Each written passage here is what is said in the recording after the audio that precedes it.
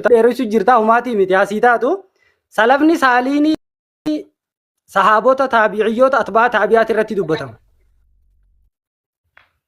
Ragaa Quraanaa fi hadiisa keessa.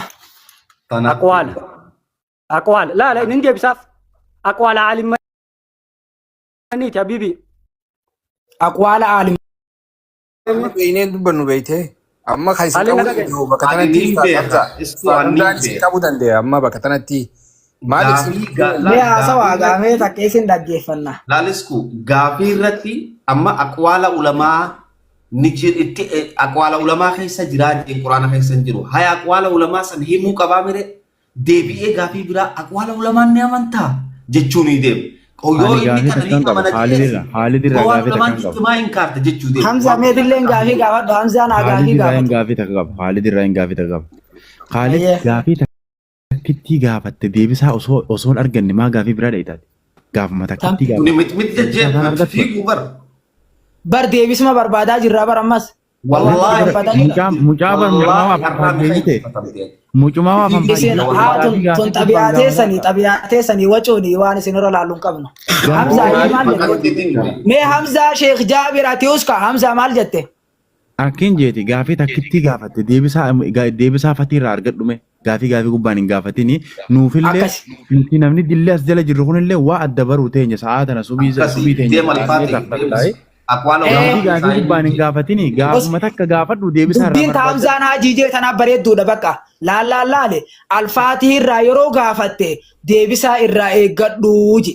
Akkasumaame alfaatii irraa amma deebisaan an eeggadhu maali jecha aqwaala ulamaa'idhaa salafus saalihiin kan isaan jaaniin san itti amantamu itti amantu yookaan itti namana yookaan itti namanu. Aboo laalaa Hamzaa Sheekh Jaabir nurraa dhiise. Wallaahi zulmi jirta gaafii biraati. Ni beeyta zulmi jirta wallaahi gaafii biraa gaafii. Itti amantaa hin jirtu maafi daree maafi yookaan waan laalaa. Waan ifiitti amanurraa naaf fidu waan itti amanu ta'e ifiitti amanu tane naan itti amanurraa naaf fidu qa. Aqwaala ulamaa'iidhaa. Aboo Hamzaa nu dhiisi Hamza bar nu dhiisi haati daanyaan taane daanyaa miti nu dhiisi. Hamza hin taatu laal. Bar deebisaa irraa eeggadhu jaani. Bar deebisaa irraa eeggadhu jaani alfaatii kanarraa. Alfaatii an deebisaan sirraa barbaada waan nama jeetan irratti alfaatii deebisaa. Haalit dhaggeeffadhu waan si gaafadhu mee gaafatamuu dhufte beekeetiin kun waliin ta'u jirta malee. Antana booda wanni gaafadhu hin jirtu bar gaafii tana naa deebiin ganaa gaafii ta'eeti. Akkatti biyyee fi niyyaamini dhaggeeffadhu waan namni siin jiru. Namni haaraa biyya niyyaamaan jiru. Dhaggeeffadhu gaa waan siin jiru. Uummanni nagaya girgir jaamalee maayikii banate. Silaa abbaa manaa dhaggeeffataa ta'uudha qabaa maali sii qofa dubbatee maal maali. Aboo dhaggeeffadhu siyaasa jira gurbaani. Haalli akkin jeetiin. Salafii jaanii ifyaamuu ragaa qabdamuun qabdu habibi. Ragaa qabaachuu ifyaamuun ni taati ni jirti salafus saalihiin jaanii yaamuun ni jirti tana deebise tana itti ni amantaa ulamaa hin jette itti ni amantaa tun gaafii biraa ta'a guyyaa an salafii jiraan si gaafadhe waa'ina si gaafadhe naa deebise. Bar tana duraanuu ni jirti siin jaa jiraami taamma jette tanarratti amane yookaan jecha ulamaa hin agarsiisi jecha aqwaalaan agarsiisi yookaan agarsiisi yookaan itti nama jee bira kutu. Haalit ilaa ijoolleen tun nadda barsii jechuu jiran obsaan faani yoo dhugatti ragaan qabaanne waan hin jirtu haa ragaa malee fudhu haa jecha aqwaala ulamaa san agarsiisa isaan salafus saaliin jaaniin san agarsiisa. Salafiyyii irraa haasa'uu dhufne salafiyyii ragaa qabdamuun qabdu waan kana narratti qaray dafii Haalit. Osoo salafa osoo mirkaneessine salafiyyiin naaf yeeti irraa sonyu tabi. Salafus saaliin ulamaa hin jetteen san agarsiisa. Irraa fudhatu amantu salafiyyii jaanii fi yaamuun akka amantaa islaamatti ta'amuun ta'u. Ni tahaa jette ragaa nuu qaree yoo ragaan qabaanne qayyara Ustaaz Hamzaa dhiifamaa wajjin. Wanni ati fidatte san naa mirkaneesse kitaaba bani an kitaabaan ragaa banuu deemu wallaahi kitaabni na bira guutu waan Khaalid deebisu kitaaba malee hin jirtu. Dhaggeeffadhu waan isii jiru. Ulamaa jette san ragaa fide kitaaba bani. Salafarraa naasuu siifteetii erga achi deemtee saalii itti dabalte. Daqiiqaa sadiin kannaaf Khaalid gaafii kana deebisuuf qophiidha moo qophii miti nama biraatiif hin dabarsa daqiiqaa sadiin. Ulamaa'i jettee san osoo hin finne maaliif buufuu? An ulamaa'i san naa fidi ulamaa'i san yoo naa fiddeen itti amana ulamaa'i naa fiddu malee jecha keetti amanu alfaati. Deebisiif jaan eenyu ulamaa'iin sheekha hamtu jee alfaati. Sheekha hamtu jee akkas. Maal Muhammad salafus saalihiin Ama akkam ta'u salafu saalihin akkam ta'u Salafus saalihin ulamaa ijjeen jenne. Salafus saalihin ulamaa ijjeen jenne. Salafus saalihin ulamaa ijjeen jenne. Kan hoggaadhumte gaddeebiseetiin obsa ol baasan rakkoon qabu. salafa saaliha ulamaa Abu Hamza keenyan jarjarin hawaan fi inni dubbate tana kitaaba irraa kanaaf dubbatu waan fi dubbate irraa. Wallahi wa billahi wa jirtu isaje basi jin Hamza Sheikh Jabir. Khalid. Basi jin. Akana agonu Muhammad Bayan. Assalamu alaikum. Akana agonu Yohan jara keenya. Abdullah wallahi yo ija haqatin. Haqab yo tesan basi jin. Muhammad Bayan. Bo Muhammad Bayan kiya naabs. Muhammad Bayan makasana jiru. Ayya horo yaro kala abresala yaro kan nada haro enyuga lalaro la akaji alfateto ulama aqwala ulama itin sibi ulama jeji aqwala ulama itin ulama jitte sarraga me fi devire yabulu sabo qabru khobayo ha qabar ban qayetan taatan ragan nu asbida jingasa habidu bi Umma bayan cerrah tani Naabs. Umma bayan cerrah tani wajjin Mama bayan anke lal salafa jechu hadisi lafan siqai. Salafa jechu hadisi lafan siqai. Salafa Akana agonu. Muhammad Bayan. Saa walin raayillee gubneeti hawaasa raayillee gubne. Umaan qabu ammoo waan barre hangarraa barreefu. Haa ta'u gizee gargari illee haga akka waliin galletti saddabahuun numa jirti. Umaa rakkoo hin qabu bara. Akka waliif hin galletti saddabahanii baala jidduu kaayanii yeroo biraatitti illee achi tarkaanfachuun numa jirti. Waan kana yoo ta'e jecha xiqqoo hedduu irra wal qabne kana yoo dhiisne akkam jettan meeta biraatti achi haa dabarru. wallahi dabarru ulama irra yoon kijiba kaa'u baate alfaatiin fi ulama irra yoon kijiba kaa'u baate. Ejra kana namti gaafi maal Karaan gabaabaan mataa kana qabu qabu maali beektaa? Karaan gabaabaani. Muhammad Bayan ol baasaati. Muhammad Bayan ol baasaati. Amma Khalid Muhammad Bayan amma dura baza see gabbu hin danda'u ijaasaa. wallahi bazam jamza ulama irra kijiba kay alfati Alfati ati shayni ati jettu ni jira. Khaatiyatteen amma kaisaan qabaniin kun ni jira. Way hakanuma jibbitan way hakanuma jibbitan way hakanuma jibbitan. Sana qabadiin hin dhabe husii keessa deemu jiranii. Dhage amma dhaabbadhaa. Husii keessa deemu jiranii haroo keenya. Dhaabbo buta akka dhaabbo alfaati naa dhaabbo. Obboleeyyan namni humni takka qaceelloo gurra banaa dhageeffadhaa. Gaafii namni gaafatu alfaatihi malee alfaatii hin gaafatamu duraan durse. Dhage alfaatii ani na gaafachuu ni dandeessanii garuu maqaan an qabu qofarra na gaafattanii je maqaan inni qabu maali muslima qofa. Muslima irratti waan feetan gaafachuu dandeessan alfaatihi jechuudha. Ammoo gaafii inni gaafate obboleessa keenya Khalid gaafate salafiyyii jechuu tana ifiyyaa muragaa ni qabdaa jechuu dheefaa fi haasawa dila kana sa'aa dila tana naanna'u jira. Wallaahi tanaatu haqa hunu ani alfaatihii fi sin jiru Khalidii fi sin jiru haqni lafa jiru kana wanni miskiinticha Imaamuddin daanyaa godhataniif dubbachuu hin danda'u inni yaa qashtii jechuu malee itti dubbachuu. Aboo kitaabaan na bira guutuudha Khalid kitaaba baneen nama amansiisa Hamza Sheikh Jabir. Aboo Khalid kitaaba mi maqaa tokkicha kana dheefaaf akkana godhachuu jirta namni biraa ka Khalidii wajji haasa'u. Wallahi wa billahi jalqaba yeroo inni gaafate irratti kitaaba kaafida. Hamza Muhammad Bayanii fi Khalidii irra deebinee carraa tokko ni kanninaa fi waynuti irraa barbaannu hawaasni kun Carraa nuuf hin kannina. Carraa duraan nuuf hin kannina. hawaasni as jala jiru kuni Ahmaddiin osoo alfaatii osoo hin ta'in Hamzaa osoo hin ta'initti jecha salafii jaanii fi yaamuudhaa kana ragaa qabatama qabu nuu kannitanii. Salafus saalihiin ulamaa'ii jeen nuuf ni kanna ulamaa'ii kan jettu. Inni bar dhagaya ameen dhageeffadha. Inni bar ulamaa je'ee fi kanarraa dantaan qabu bar. Dantaan qabu miti jecha haddii maqaa salafaamaa itti amana haddii maqaa salafaamaa itti amana reefu fidaa jee ifi oofee fidee. Salafa jechuun haama. Haddii salafatti amanuun bar salafii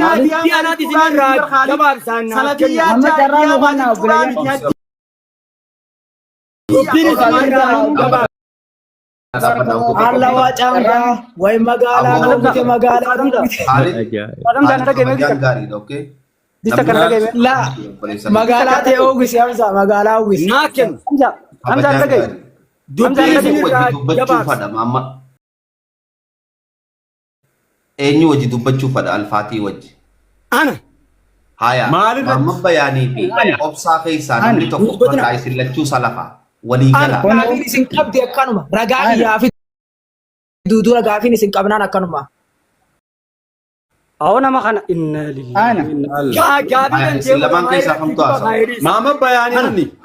Ana kunu Jarri lamaan awwal ta'uu usate Imaamuddin jarri lachuu salafiidhaatiti. maamii Wanta akka hamoo minarratti tokko biraadha. haa fudhatu maama bayaanii. Hayyee siiban kennalaa siif kennu irratti salabiyyaa jaaniif waamu irratti nuti jecha salaba jehu kana akka isaan jiran salafu saalii jiraachuu irratti nu mirkaneessa. Salafu saalii jiraannan Bismillaahi sanarratti ta'ala. jaamne waan ta'eef. Yes itti fufi. Salafu saalii raase. Obsaa kan ni Bismillah, teekaa maama alhamdulillah, bayaanii. rabbil alamin. Obsiidhaaf. Sallallahu ala nabiyyina Maata Muhammad wa akka ala mamma alihi baanee wa kan sahbihi. nuti Aya, miitii amma maama bayaan jalan banatini akka keetii sanjii yoo fite akka feete garuu ammoo maayikii jalan banatin. Guys, in chapter in Jamaleen jawab she. Wa ba'ad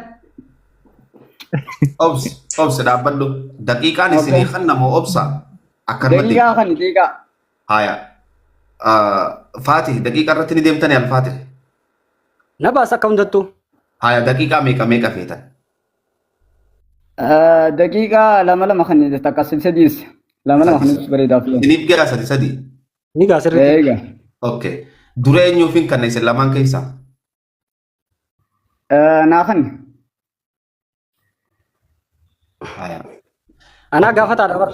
Khalid. Dhaabu. Obsa dhiifama. Ayyoo saniif. Hayyee Umar, daqiiqaa ani sadii sii kan. Daqiiqaa sadii sii kan deemu. Deemiti deemu. Anaafi. Eegaltu Eeda. daqiiqaa.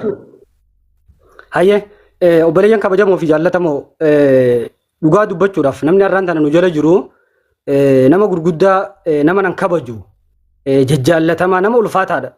Kana jechaan bareeffachuuf osoo hin ta'in dhugaa jirtu carraa tahee har'a nuti haasa'u jirra malee nama haasa'uu dandeettiillee qabu dhugaa dubbachuu fi asumaanuu hunda keessanuu dhiifama isin gaafachuun barbaada akka dhuunfaa kiyyaatitti jechuudha.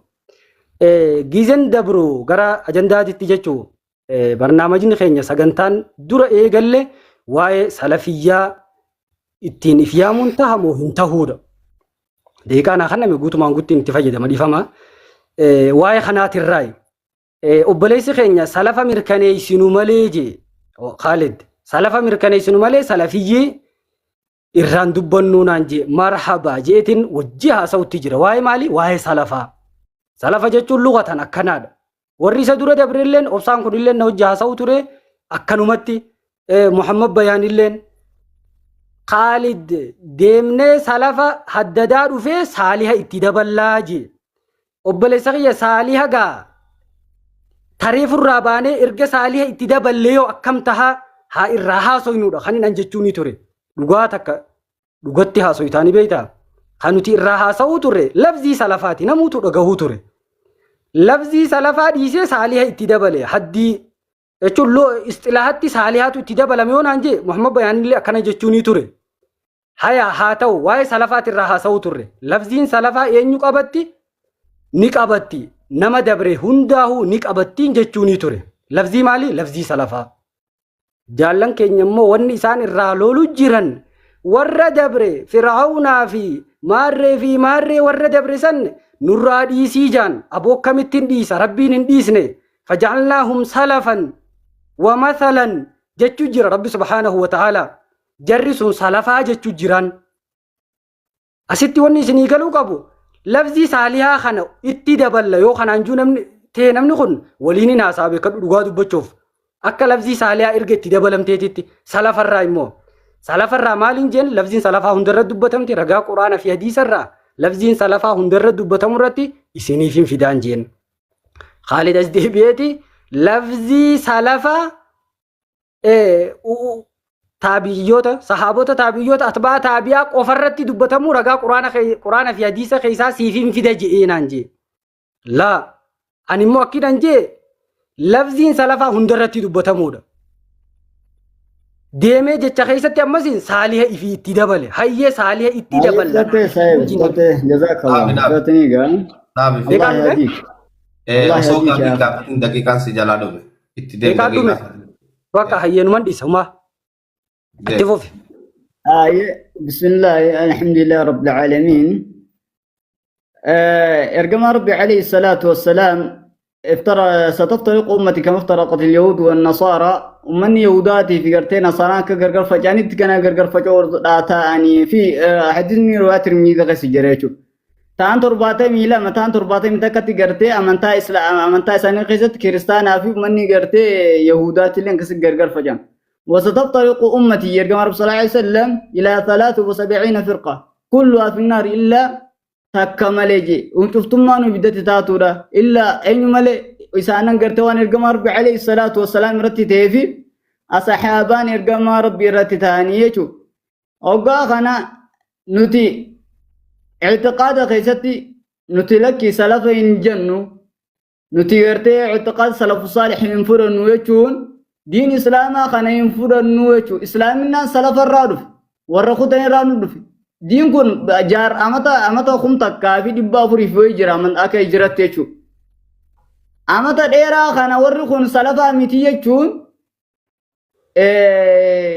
وان جيشو impossible وان تايم فكاني توكو يجو دين إسلاماتين وان جيري توكو يجو جارا خانا تنين دو دين كن إساسي دو فتوكواني فت سلفا تنين دوغا يتي إسرا فرطي أن إسلام يتي ودرو أتوغا خلافة تاتي لكي أني خلافة جلان ديما خلافة يجو وربو در رافي warra gartee bakka waan gartee kireet godhatee asuma uummatee amantaas asuma kireet godhatee asuma waan hundaa jechuun ammaan tana qobatti diin qobaa itti dhufeeni khalafa jaan warra boodarra feechu salafan fudhatan salafa jala jaan Abdullah ibn Mas'ud radiyallahu anhu warda ittabi'u salafa ولا تتبعوا من خلف جي فإنهم لا يؤمن عليهم إسان خلف الرتي قرتي هنا منامتو هنا منامني سلف جل دي مادا سلف تردادا حتى أصحابه ترجم ربي جل دي ما خير الناس قرني ثم الذين يلونهم ثم الذين يلونهم رواه البخاري ومسلم قرتي خير الناس رجالا جرادا جراخي ورا الرئيساني تان ورا الرئيساني تان مقياس ندين